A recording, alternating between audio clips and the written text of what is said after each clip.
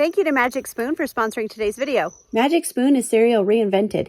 You can enjoy the pleasure of eating a bowl of cereal for breakfast or even a late night snack knowing it's made from ingredients that are good for you. With 0 grams of sugar, 13 to 14 grams of protein, and only 4 to 5 net grams of carbs in each serving, and only 140 calories per serving. Magic Spoon cereal bars have 1 gram of sugar, 10 grams of protein, 4 net grams of carbs, and only 130 calories per bar. They are also keto-friendly, gluten-free, soy-free, and low-carb. Also, for our Canadian and British fans, Magic Spoon is now shipping to Canada and the UK. You can build your very own variety box and use our code REDPOPPYRANCH for $5 off. You can choose from the best-selling cocoa, fruity, frosted, peanut butter, cookies and cream, and maple waffle flavors, plus other awesome flavors including honey nut, blueberry muffin, and cinnamon roll. Magic Spoon is so confident in their product, it's backed with a 100% happiness guarantee. So if you don't like it for any reason, they'll refund your money, no questions asked. So click the link below and use our code REDPOPPYRANCH for $5 off, or go to magicspoon.com/RedPoppyRanch to save $5 off your order today.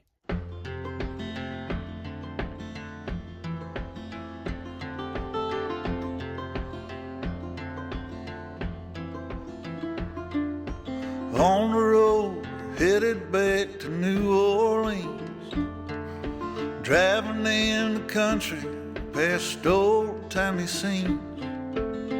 Big birds were singing in the tall willow trees, mighty fine.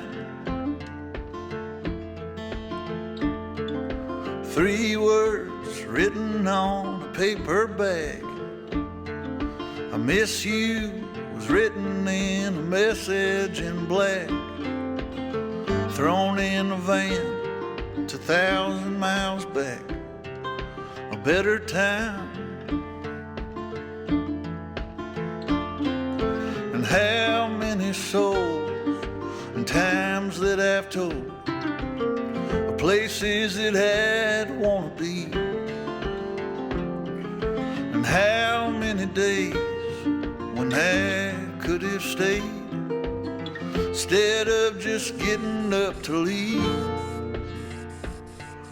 And given we make time,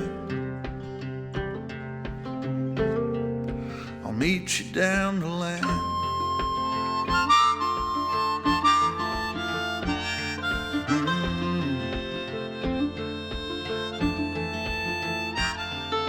A long coat, walking on a New York street, a pack of crushed cigarettes that fell to her feet. Well, ain't it odd how some people meet, but that's the truth. And 2 pictures buried in a guitar case, underneath the music sheets all over the place. I caught a glimpse of the sweetest girl's face I ever knew.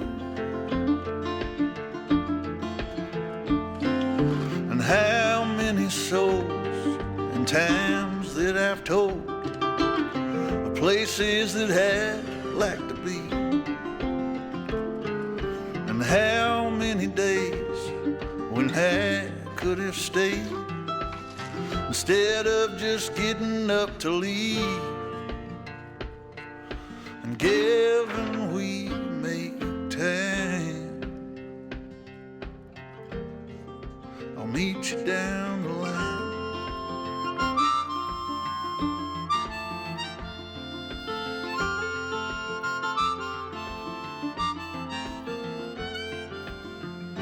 And all the days from now to then, if they never seem to come or to go,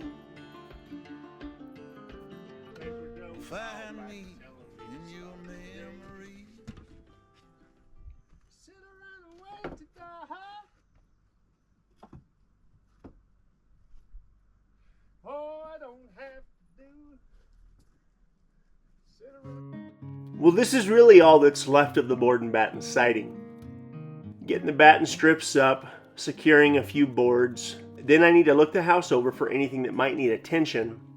And then I still need to do some venting with the bird block on this first level. But overall, as I knew it would, we love it. It looks perfect. Had I done the board and batten on both the first and second story originally, then we wouldn't be here right now. But in the beginning, I felt like board and batten on both the first and the second story would be too much. It might make the house look too tall. But at that time, we didn't have the addition on this side of the house, because the back porch and the addition seemed to break that up a little bit, and the board and batten siding looks amazing. As much as I love the corrugated tin accents below the board and batten siding, I worry that once we get the rock retaining wall done, as well as other rock accents around the place, I think the house would look more like it belongs if it had a stucco stone instead of that corrugated tin. But I'm not going to install just any old stucco stone.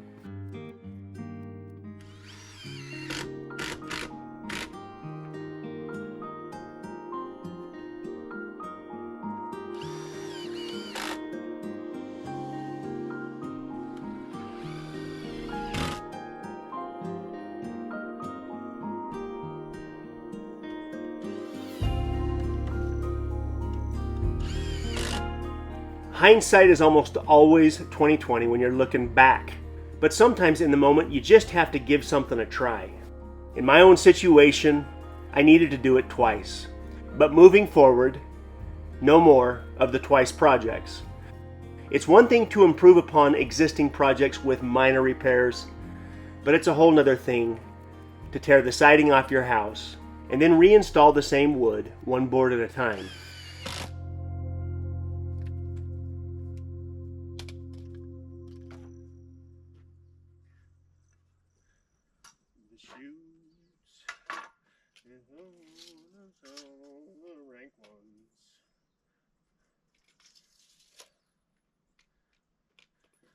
Western swing and waltzing. Life seems to be a delicate balance of paralysis with analysis combined with just doing it. Naturally, as I was younger, I didn't think about the process as much as I simply wanted to build something. Now, as I'm getting older, I simply don't want to do things twice again. So if I'm going to take on some major project, I try to think about every angle, every option, every possibility long before I get there. And I've been thinking about relocating the water tanks and the propane tank for at least 2 years now.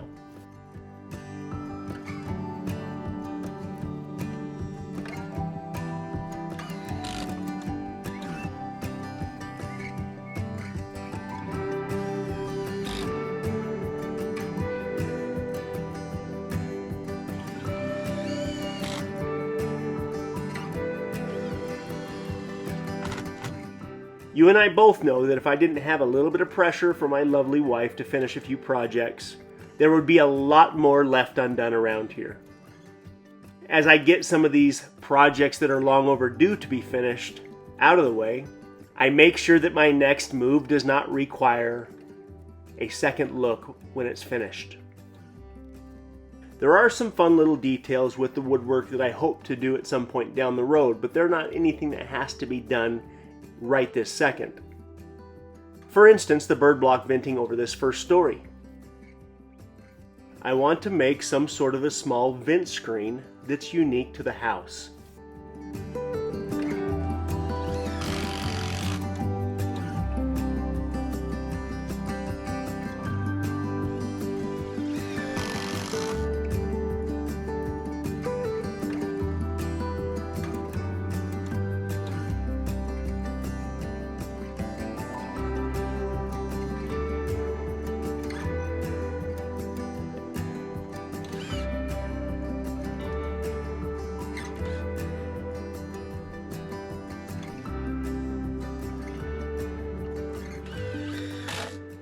To me, there is nothing more enjoyable than walking around an old building or an old barn and seeing a detail that was unique and maybe that I'd never seen before, but yet had a purpose.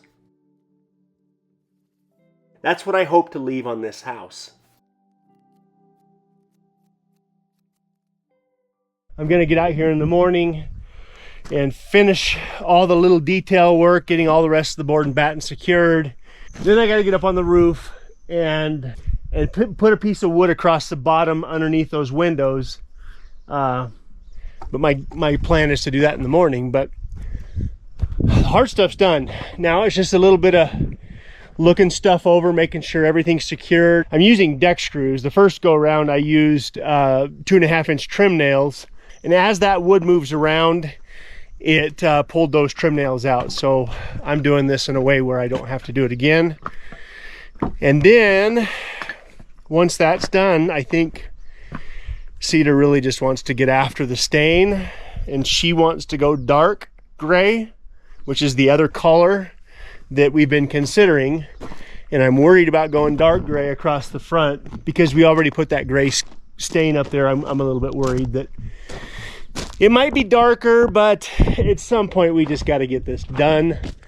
She wants it done so bad. I want to be done with the house. This is really the last major project that we have on the house. So tomorrow morning I'll get out here and get it finished up.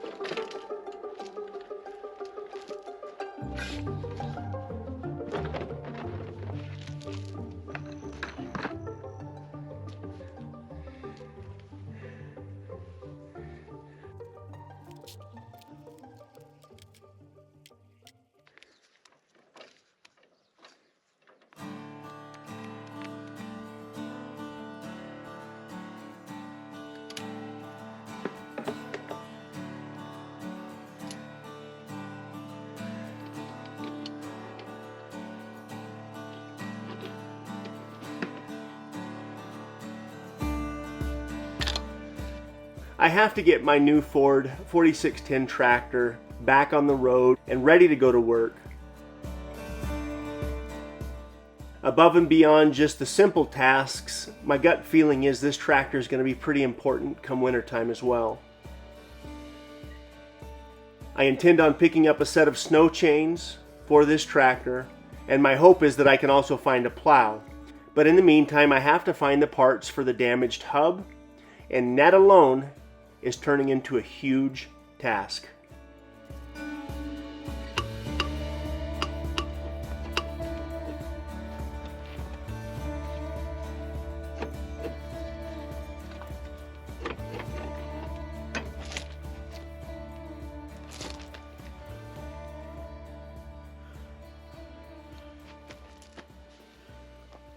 Okay, I had to take that hub from the tractor down to the nearest New Holland Ford dealer, and they pressed the parts apart for me. This hub has damage. It's been welded on. This ring gear and the backing plate have been welded together. Those aren't supposed to be welded together, but obviously it's damaged. The one major knock on these older four-wheel drive Ford tractors is the front axles can be incredibly difficult to get parts for. This is what they call a Carrero 159, which is the Carrero axle. But in 1984, when this tractor was built, they put at least 4 different axles underneath this tractor. So there is virtually no parts on this side of the pond, but Ireland, England, that side of the pond, they seem to have all the parts. The axle was manufactured in Italy, and so all the parts seem to be over there. But part of that wear and tear is from that loader, having a big heavy loader, and I'm positive they use that loader to move big bales of hay around. So my favorite tractor is making me work a little bit, but hopefully once I get those bearings and that hub replaced, I should be good for a long time. I think one of the ranchers may have forgotten their dog, and this little dog came running up to me. I can tell she's a cow dog. Come here. Ruby, be nice. She is a Idaho Shag Border Collie mix, just like Bandit. I sent a text to a few friends that would know if somebody's dog got left behind, so hopefully I get a text here pretty soon. What do you say, Bando? That's too many women in this house, huh? You're outnumbered.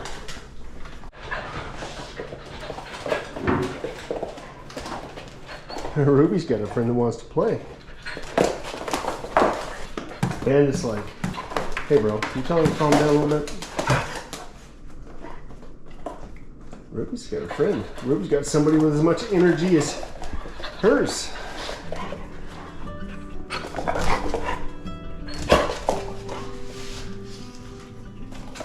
Nice, Ruby.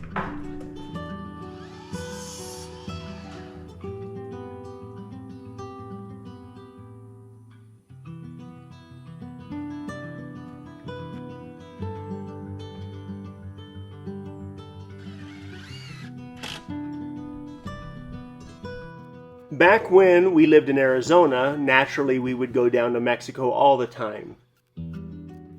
One of my favorite parts of Mexico is the old architecture, because oftentimes it has a tendency to be made with what was available locally.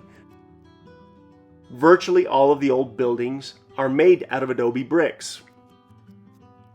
In my early 20s, after Cedar and I got married, I figured out that her grandfather had just built his own house out of adobe bricks he made himself. There is still something inside me that wants to make something out of adobe bricks, and then see how well it will last up here in Idaho.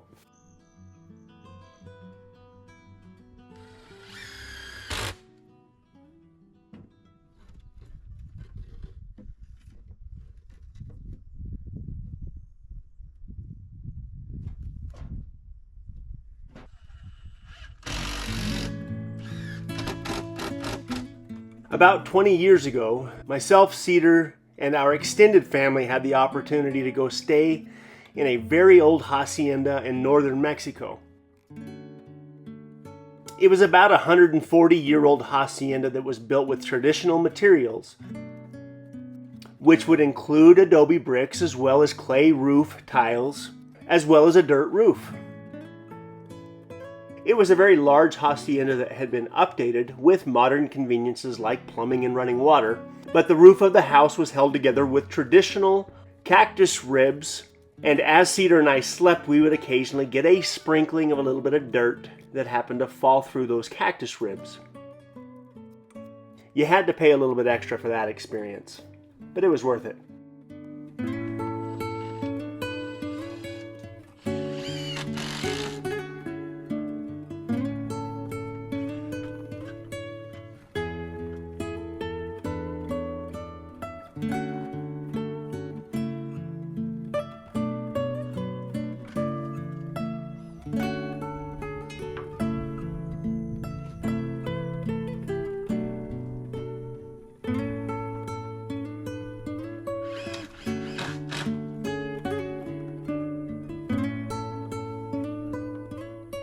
Shortly after getting back from that trip down to Mexico, where we stayed in that hacienda, I went to a craft store and I bought a large book of graph paper. So from that point on, in my early 20s, I would occasionally sit down with that graph book and try to draw the house plans that I wanted to build at some point in my life.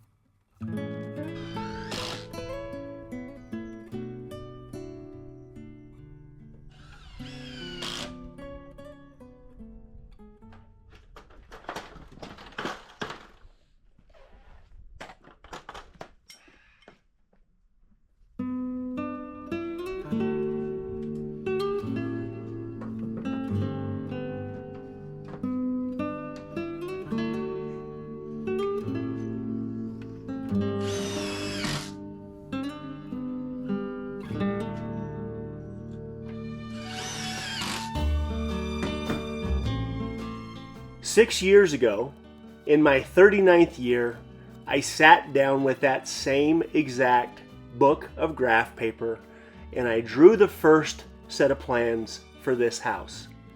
I still look at those plans and I occasionally thumb through that old book.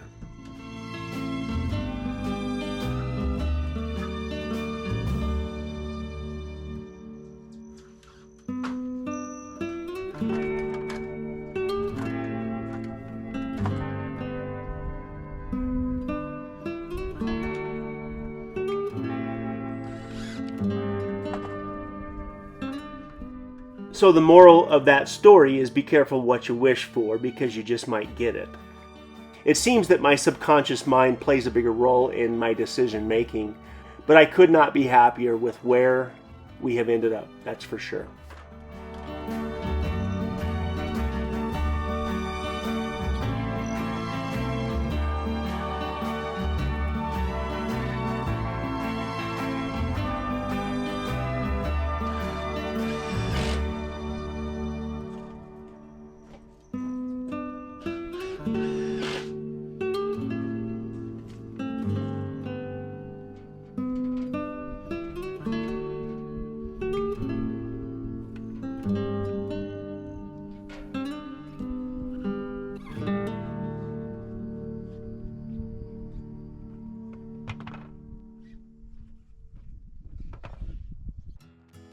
One of the many blessings that I'm so incredibly grateful for is the simple opportunity that I get to try.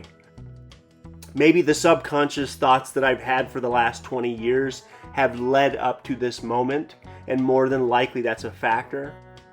I've talked about this a million times, but I've never had an interest in doing things the same way that everybody else did them, because it never felt right to me. It's not that there's anything wrong with living in a city or in a subdivision on a paved street with electricity. It's the simple fact that I wanted to see how far I can get with my two hands. And again, without you, this doesn't work. So you have single-handedly helped with that blessing. And the gratitude I have for this is hard to put into words, but it's real.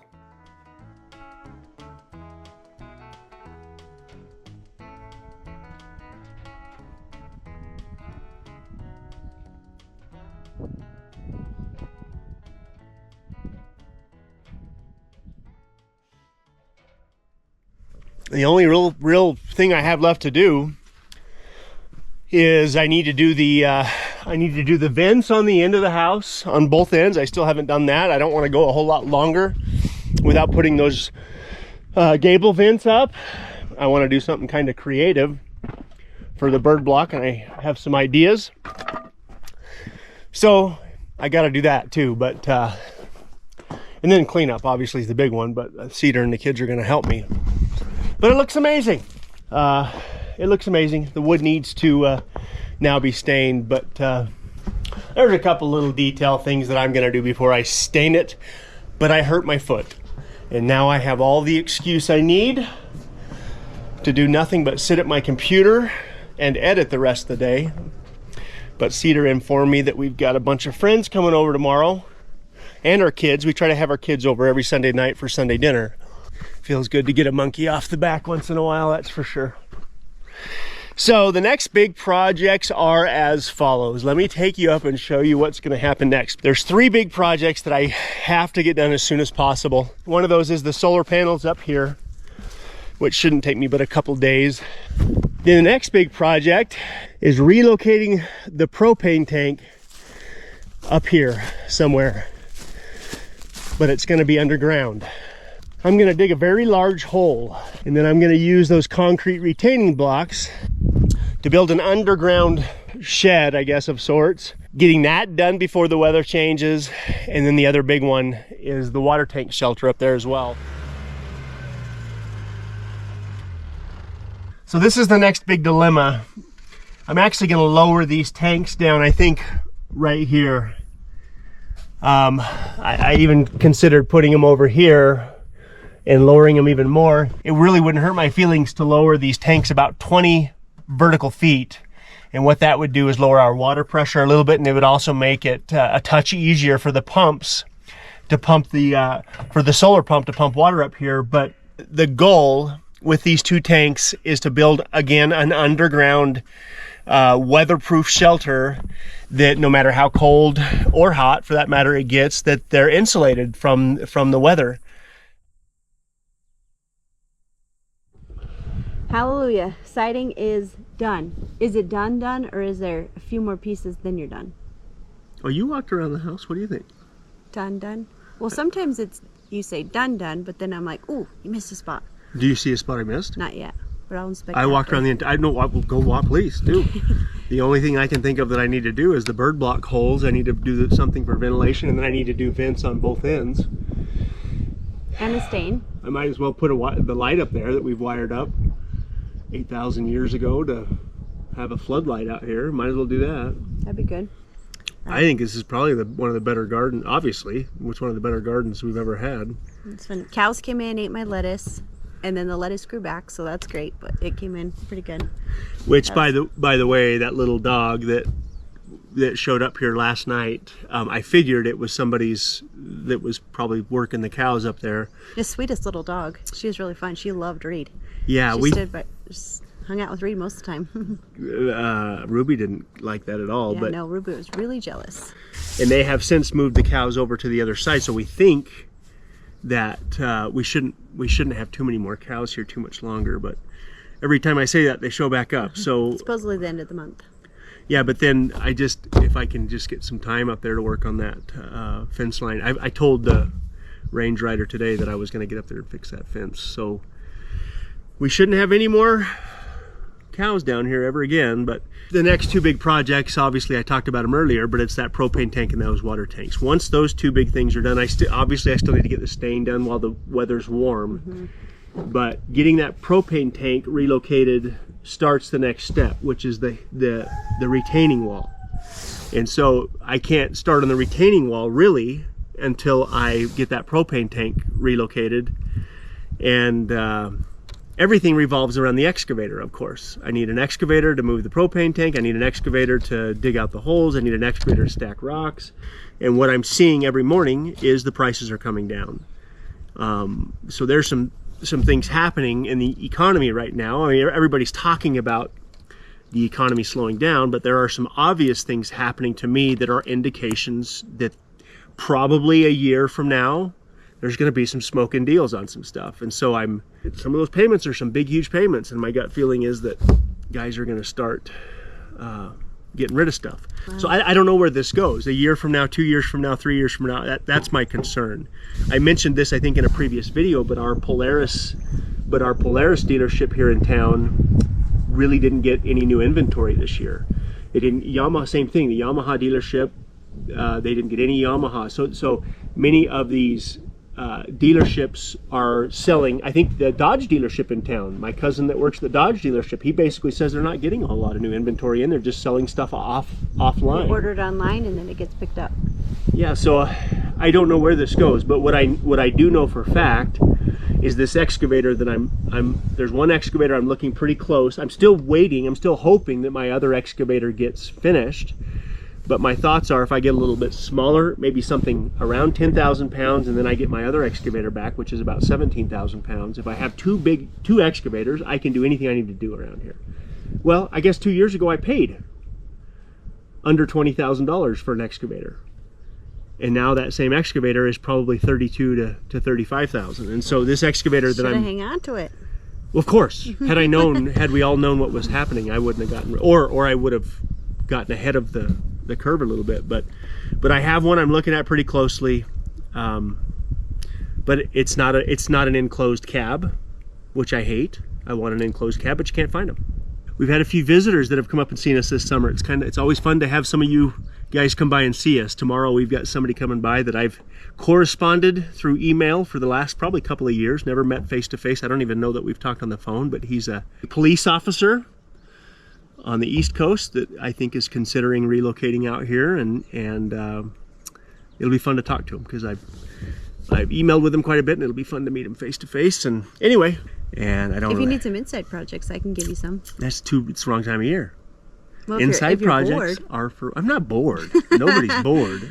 I got 8,000 things to do. And then plus the new property. We got to cut the driveway in. I got to cut a pad in over there to put some gravel down before the weather changes. The car wash guy likes when it rains. Especially for me. Although he's tried to throw you out of that car wash like 3 times. No, he hasn't. Sure he has. No, he hasn't. There's a sign on the wall that says... We're on speaking terms. We know each other by name. he's my friend, but there's a sign on the wall that And he says no mud boggers. Isn't that what it says? But he says to me, he looks me straight in the eye and says, "Your road is really bad." And I said, "Yes, it is." I'm sorry. So we're okay? Me and you are okay? No, these heated conversations are not too much for us? This is heated? No, the other ones. Oh, the other People ones? seem to think that... That was pretty intense. What was? The trees? About the trees? What was intense? That we Because made you- that public? because you That we cut 'em shared that with people? Yeah, Yeah, that was intense. That's nobody's business. That's really nobody's business. It is nobody's business, but you put it online. It is people's business. Because I want people to see what happens when you're married 24 years and you work through problems and challenges together. It isn't so much about you getting your way or me getting my way as much as us working together and finding a happy medium. I still have one particular project planned for the new property that I hope I can get to this year, but it's going to require some concrete getting poured over there, so I don't know. All I can think about is the propane tank right now and the water tanks, and until those 2 big projects are done, I'm going to go take my boot off and let my foot relax a little bit, I think.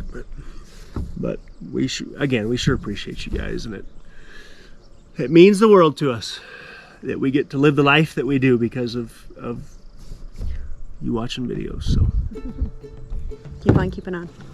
okay. Oh.